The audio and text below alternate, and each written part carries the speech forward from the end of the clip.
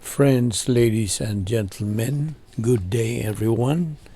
Welcome once again to our daily Doctrinal Bible study of the Balbido Evangelistic Ministry. We are still concentrating on the study of ecclesiology.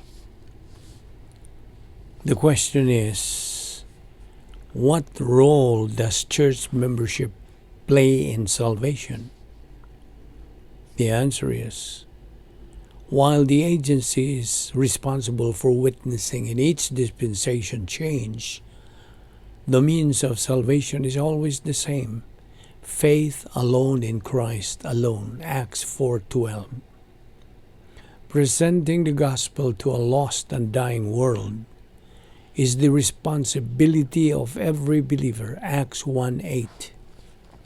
Witnessing means communicating God's plan of salvation to unbelievers on a personal basis. Before his ascension to heaven, Acts 1:9-10, the Lord commissioned all born-again believers, that of course includes church members, to carry the gospel to the ends of the earth. His command is repeated in several of the epistles. So, the role that church membership play in salvation is witnessing unbelievers of God's plan of salvation.